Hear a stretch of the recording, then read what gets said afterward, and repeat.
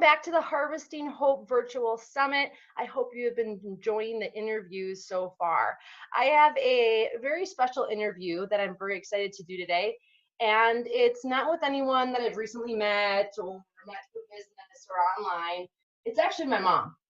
And I'm excited to do this interview because it's not like the other interviews. And I hope this will give you some more insight into me personally and also just inspire you to look deeper into yourself and into your life and start to find hope to continue to move forward and find happiness in all areas. So, Mom, thank you so much. Oh, thank you for inviting me. Awesome. So let's just kick it off right away. A lot of people know my story, and they've heard me either share it online or in person, or they've read it in a blog post. And for those of you that have never heard my story before, I struggled most of my life with an eating disorder and have had some definite bouts of anxiety and depression. And it was not an easy battle. I always looked at my life and wondered, why me from a very early age? And well, I just would love to know your insights into being a mom of someone that is struggling and what that was like, but also your perspective, because I always just share my perspective, and I'd love for you to share yours today. Well, from the beginning, Hope was really a kind of, she went at her own pace, went from little on, and she was her own person. She never really followed the schedule of sitting, crawling. She kind of just was a laid-back person and did her own thing. She didn't really sit till after 6 months. She didn't crawl until she was later, almost toward, I don't know, 8 months, 9 months. I mean, she did all these things, but it was in her own timing. She was a very happy and a lot of smiles when she was young. We kind of taught all our girls, including Hope, that we're always kind to one another. And but I must say, as a mom, when I look back, I never taught them for when they leave the family pod, how their individuality may hinder them in some respects, because other people may look at them and say different things. They may not like it. It may be put a kink in their, how they look at life. So that's where the kind of the downfall, I think, when she went out into the world and into school, and she was her own person, but she didn't follow in a booklet like all the other kids. You follow me. She was her own person. In high school, she dressed the way she wanted to dress, and people kind of looked down, poked fun of her. But those were the things that I think hindered her along the way. Why can I not be myself when everybody else is kind of going in on me? Why are you doing this? Why are you doing this? And I didn't tell them to stand up for themselves. And it's really not Hope or my daughters. It was actually the other people that were insecure with her being so strong in who she was. That probably led to some of the eating disorders, because then you turn on yourself and why am I, why are they picking on me? Why are they doing this? And it's kind of hard from a mom's perspective to see, because as a parent, we're here to guide them, but not pick them up all the time, because they're always learning. And we're here to guide them and not let them go down where they can hurt themselves, but just have guidance.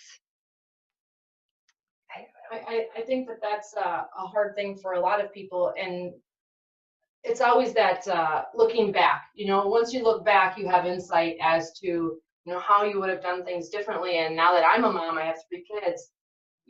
I'm learning from what my parents did, and in the good and in the things that I would change. And I'm also learning from my own experiences.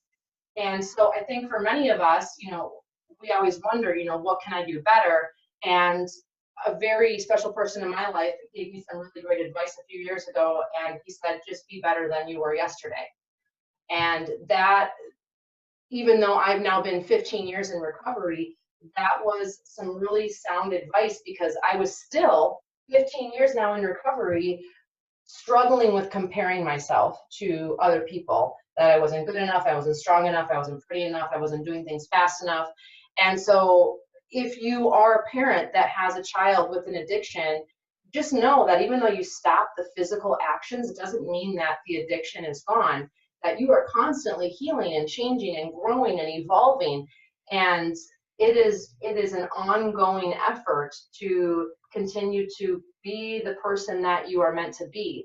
And looking back, now that I'm on the other side, I'm 35 years old, is I truly believe that there are no mistakes in life and that everything is as it's supposed to be. It's hard to see that when you're in things, but you can only do what you can do, and you can only be a parent to your skill level at that time. And I'm grateful for that insight. I'm curious, Mom, what is your insight as to looking at yourself as a parent? You have 4 daughters. What is advice that you could give someone listening today that maybe has a child struggling with something, having now gone through that, now you're on the other side, looking back, what could you tell somebody that's listening today? Or maybe someone that is going through this from a parent's perspective. What advice could you give? I would give them, don't give up. They're here to go through their own journey, their own struggles. You stand by them, you give them love, even though they may buck you and they don't want it at the time. But you always have to be strong for them when they are weak. And that's that relationship of really loving your children unconditionally. Because you always, I'm very spiritual, and I believe in God, and I pray, and the angels be around them and help them, because sometimes not our physical help on this earth can we help them, but they also need have their guiding angels and their light guides around them to help them through. I guess that's what I would do. I would not back away and say it's me, like as a parent, I didn't do anything wrong. It's their journey, and you were just paired together on this journey in life, and you need to be strong for them when they are weak. And I think as someone now that's on the other side, that there's opportunities to learn for everybody involved. How can I do better? Whether you're the parent or the person going through this or the child. Maybe you're a child of an addict, and having experienced that firsthand, you also, I never was taught boundaries. And so I'm 35 years old learning boundaries. And I didn't realize until this last year that I had no boundaries. And then to have to build those up for the first time. And we are always learning, we are always growing. And I think the second that you think you know everything, you know nothing. And it's such an interesting journey. And I think that, yeah, my mom hit it on the head, that there are no mistakes in life. And one of the things that she always said to me, and my gosh, that I hated at the time, was, you can do this. You can do this. I believe that you can do this. I believe that you can get through this. I believe that you are going to come out on the other end. And I did not feel like it at that time. And my mountains were very high, and my valleys were very deep and very dark and very low.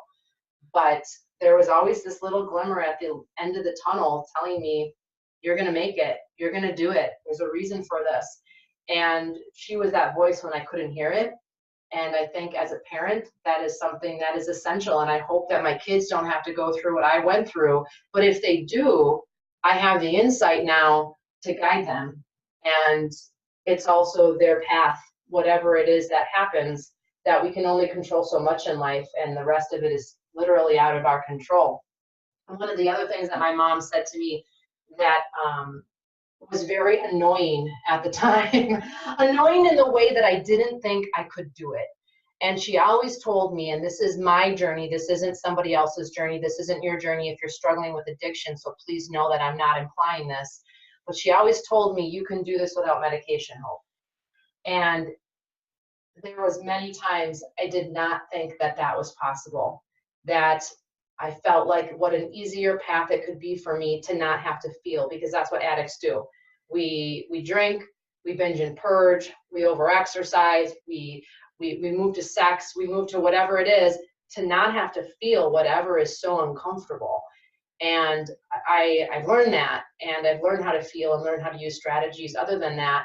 But there was this little voice inside of me. One, I didn't want to let my mom down because I was a kid, and I don't think we ever want to let our parents down. but it became this voice of someone believes I can do this. And that's how I found yoga. I found yoga at a time in my trying to get into recovery, and it didn't numb the pain, but it helped me to feel in a very painless way, I guess is the best way I can describe it. And for those of you out there that haven't tried yoga or feel like yoga goes against your religious beliefs, or you feel like yoga is for only flexible people, I got news for you.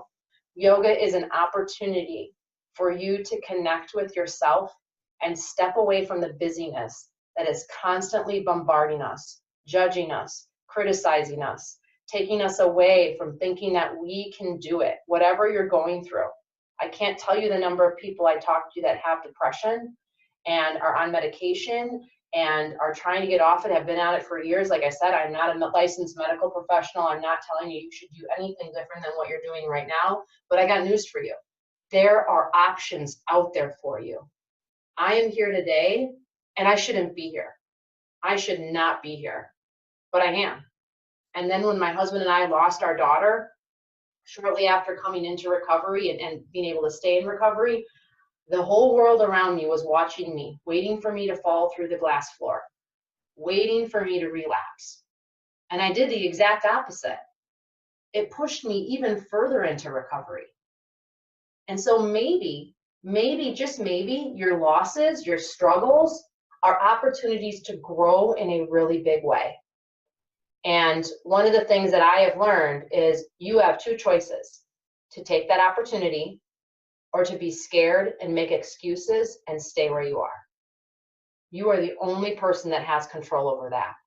Whether you are in an addiction, whether you are unhappy in your life, whether you have a job that sucks, whether you need a new car and you don't have the money, there's a way.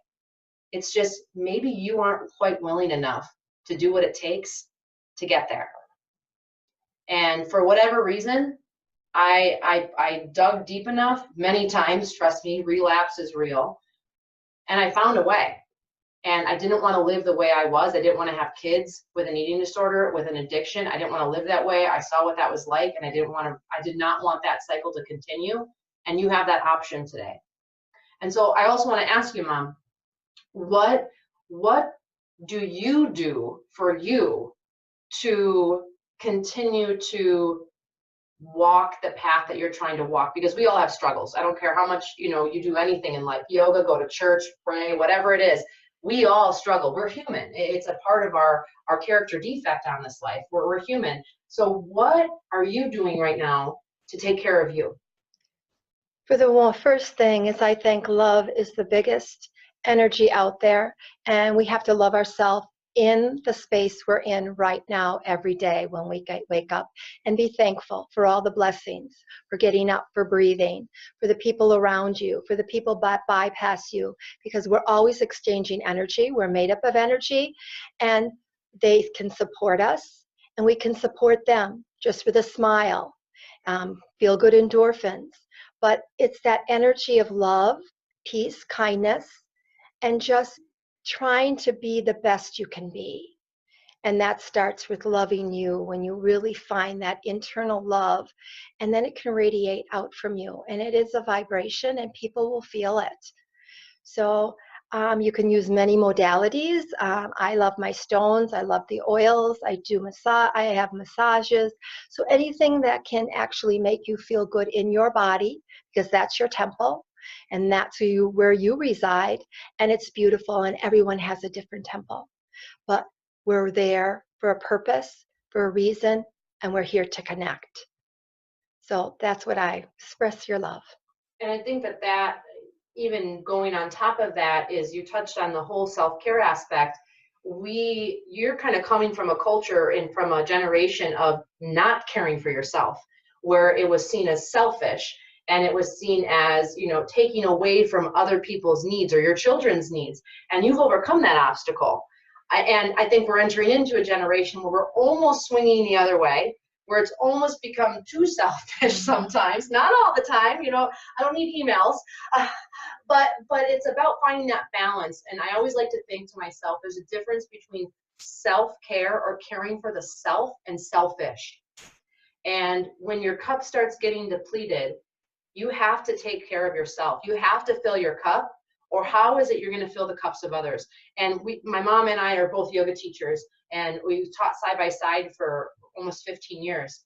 And one of the things that we both recognize and talk candidly about is when we're feeling drained, our classes kind of suck. I mean, other people I don't think notice, but we can feel it, that we're drained. We're not totally there. We just feel like it's not as good as it can be. And what are your triggers? What are your signs that your cup is getting drained? And maybe today is an opportunity. Harvesting hope, taking care of yourself, living the best life is an opportunity to go, okay, I'm going to book a massage for the first time today. I'm going to call up my friend that I haven't called in 12 years, and we used to have the greatest phone calls, and I felt so good after talking to her or him. What's holding you back from that? I'm going to take my dog for a walk. I am going to have a bubble bath. I'm going to go to bed 10 minutes earlier. Whatever it is, you deserve that. And the only person telling you that you don't deserve it is you. Is you. I've recognized that in myself. My mom has recognized that in herself. And to be able to make that change you want to see in the world, as cliche as it sounds, you truly do have to be that change. I used to always think that was the silliest thing. How am I going to ever make a difference in the world? I'm just one small person. I felt so small. But the more you are confident in who you are and you make the hard decisions that other people aren't willing to make, you make a ripple effect and you inspire those people to possibly make that change. And so I want to encourage you that no matter where you are in your life today, that there is hope, that there is opportunity. And coming from the place that I have been, and my mom and my relationship could have gone very differently than it has. But we were both able to work through our own things that we've learned from what I've gone through and what she has gone through herself. And we chose to come through on the other side. That was a choice. So you have that choice today as well. Pick up the phone. Go to yoga.